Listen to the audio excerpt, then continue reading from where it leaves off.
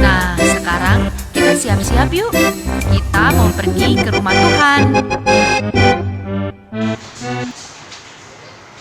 Hai, Shalom. Salam semuanya.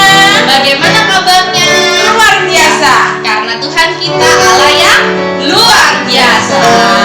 Kita mau nyanyi apa, Kak Rifka? Tanganku ke depan, tanganku ke belakang. Kita undang adik-adik Bangkit berdiri. Ayo semuanya bangkit berdiri. Musiknya boleh dimainkan. Ayo tepuk tangan.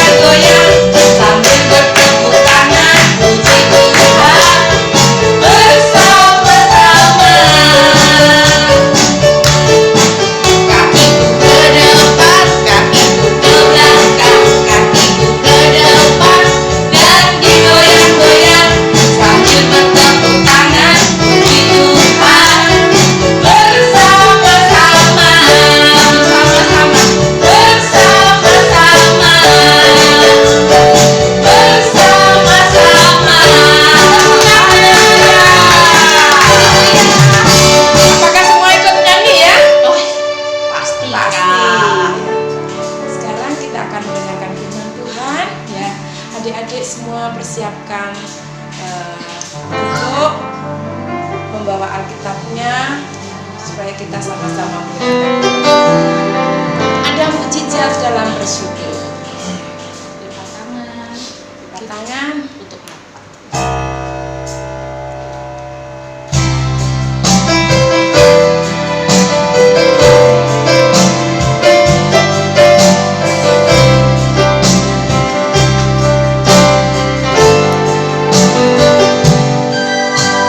Tangan Tuhan tak kurang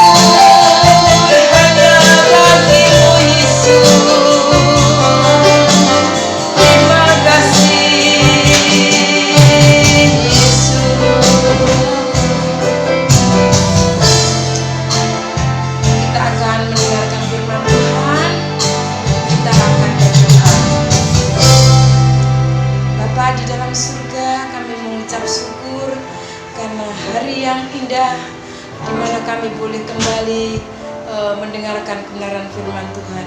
Ajar setiap kami Tuhan untuk mengucap syukur di dalam segala hal dalam kehidupan kami, karena itu yang Tuhan kehendaki dalam kehidupan kami. Terpujilah Tuhan, beri ketenangan hati untuk kami mendengarkan firman Tuhan, agar firman Tuhan itu menjadi rema di dalam kehidupan kami. Terpujilah namamu Tuhan, berkati kami semua di dalam nama Yesus. Haleluya. Amin. Shalom, adik-adik yang dikasihi oleh Tuhan, adik-adik sekolah minggu dari Guru Immanuel. Kita bersyukur sampai dengan bulan 12 ini kita tetap ada di dalam pemeliharaan Tuhan. Ya, kita akan sama-sama memulai renungan firman Tuhan pada kesempatan minggu ini. Mari saya mengajak setiap kita mempersiapkan diri. Alkitabnya dipersiapkan, boleh menggunakan Alkitab melalui handphone, tetapi tidak boleh disambi untuk bermain game atau bersosmed, begitu ya.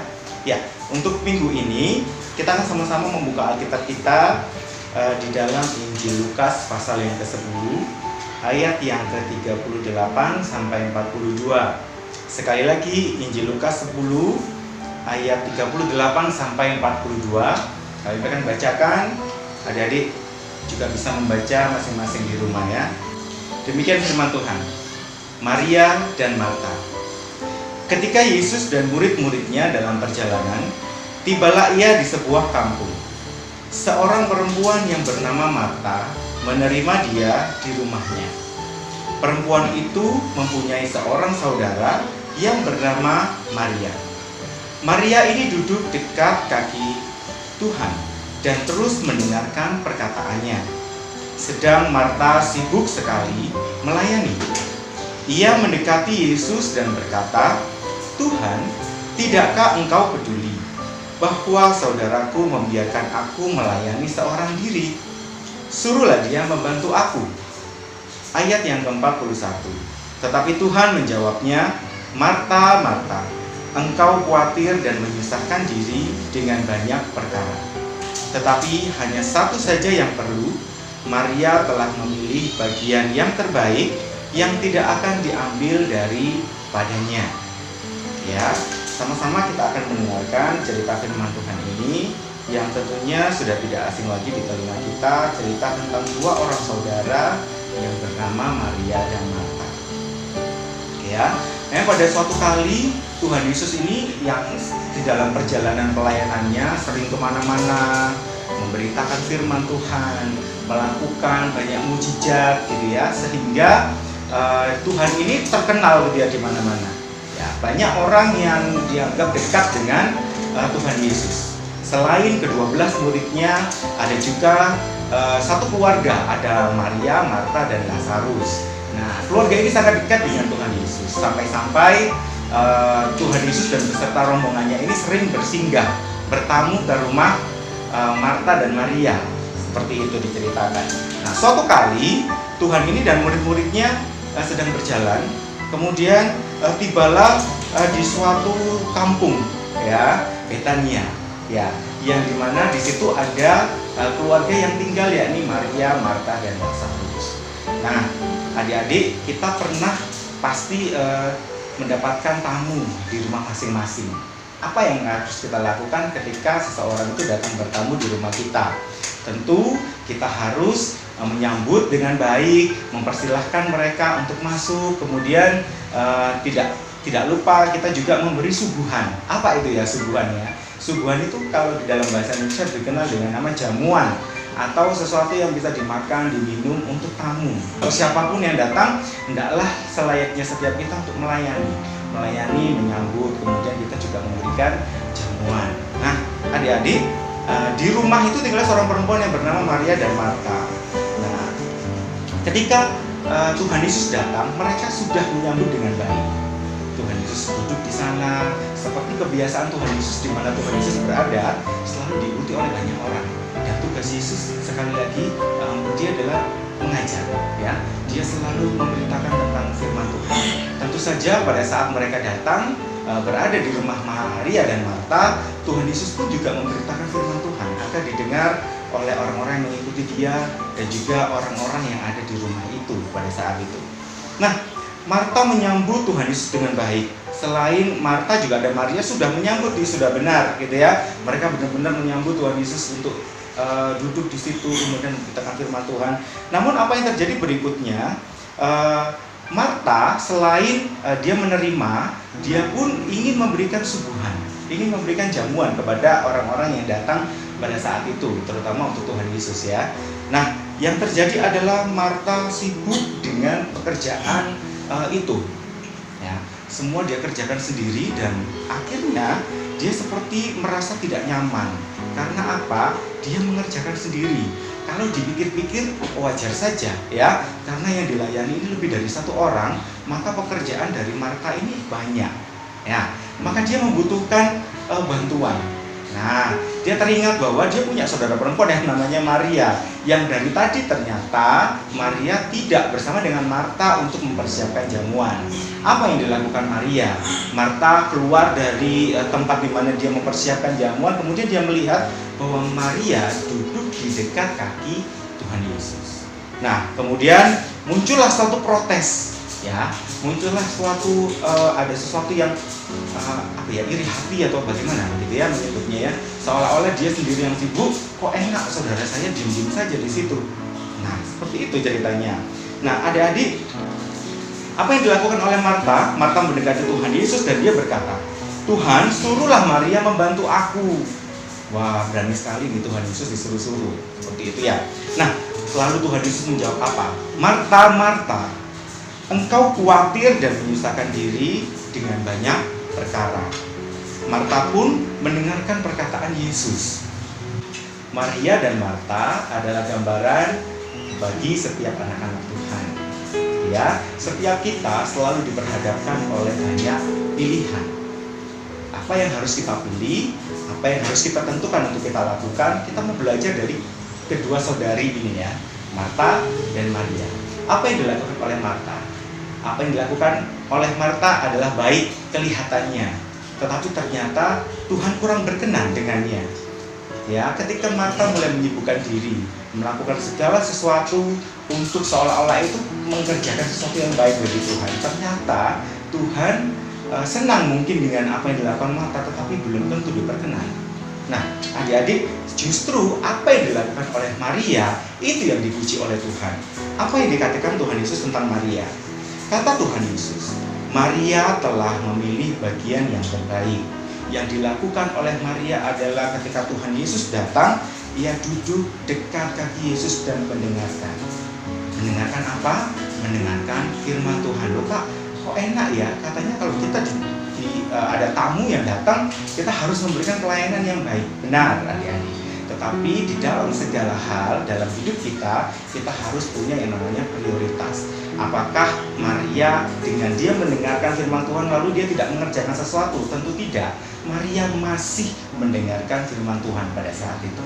Ya, bisa saja setelah firman itu selesai disampaikan, Maria mengerjakan sesuatu untuk memberikan jamuan. Nah, adik-adik, dalam setiap hidup kita harus juga menentukan yang namanya skala prioritas. Prioritas itu apa? Prioritas itu seperti sesuatu yang terpenting kita utamakan untuk kita lakukan. Ya, jadi kalau misalnya ada sebuah susunan yang pertama, 2, 3, gitu ya, ada urutan 1, 2, 3. Nah, adik-adik, dalam setiap hidup kita harus mau benar-benar menempatkan apa sih yang pertama. Gitu. Ya, saya sempat menyampaikan ayat ini beberapa waktu yang lalu bahwa pada mulanya adalah firman di dalam Yohanes 1 ayat yang ke-1, gitu ya.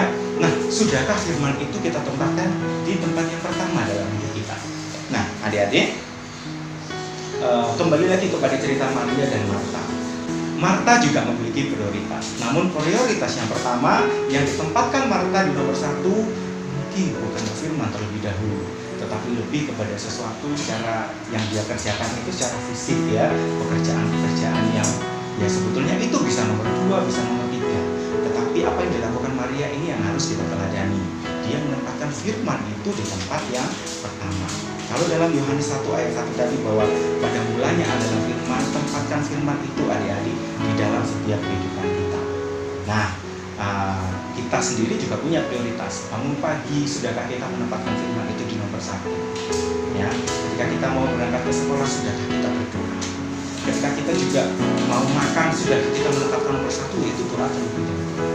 Nah, adik-adik, saya percaya bahwa anak-anak GBDI Immanuel di sini yang sudah dibekali oleh banyak sekali kebenaran firman Tuhan di setiap minggunya gitu ya, di setiap, meskipun dalam ibadah online yang tidak menyenangkan, sebetulnya beda rasanya kalau kita beribadah secara langsung di gereja. Tetapi kita juga diajar bahwa kita harus bisa menempatkan prioritas utama apa di dalam setiap hidup kita.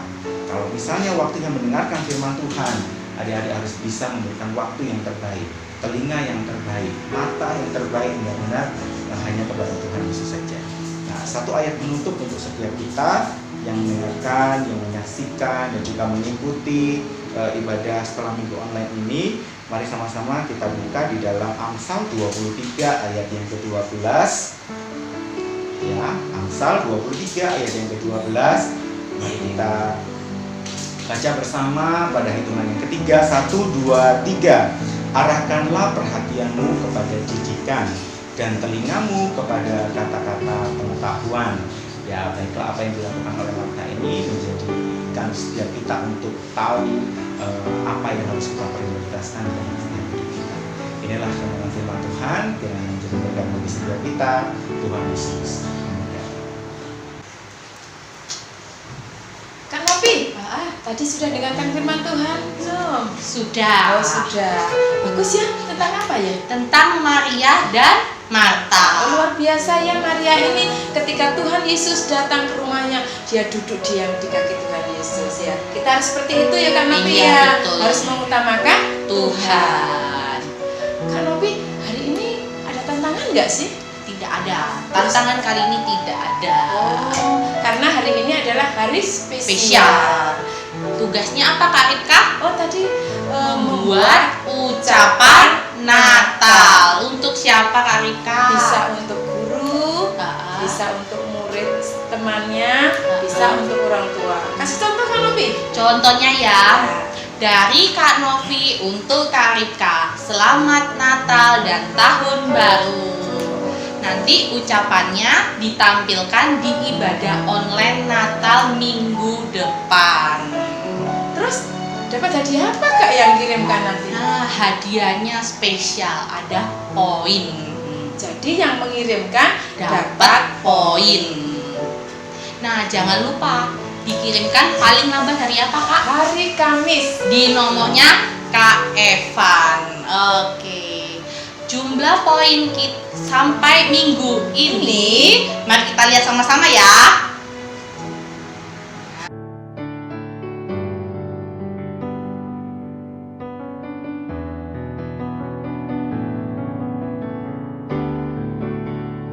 Nah, gimana? Sudah banyak belum poinnya?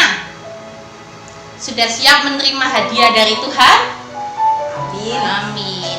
Kita akan mengakhiri ibadah sekolah minggu kita pada hari ini. Kita mau berdoa dulu Kak. Kak Ripka berdoa. Terima kasih Tuhan, kami bersyukur karena kami sudah menyelesaikan ibadah kami dari awal, pertengahan sampai akhir. Tuhan sudah menyertai sehingga waktunya kami untuk kembali dan kami serahkan semua dalam tangan Tuhan. Seminggu yang akan datang kami percaya Tuhan menyertai kehidupan kami. Terpujilah namamu di dalam nama Yesus. Haleluya. Amin. Sampai jumpa minggu depan. Tuhan Tuhan Yesus memberkati.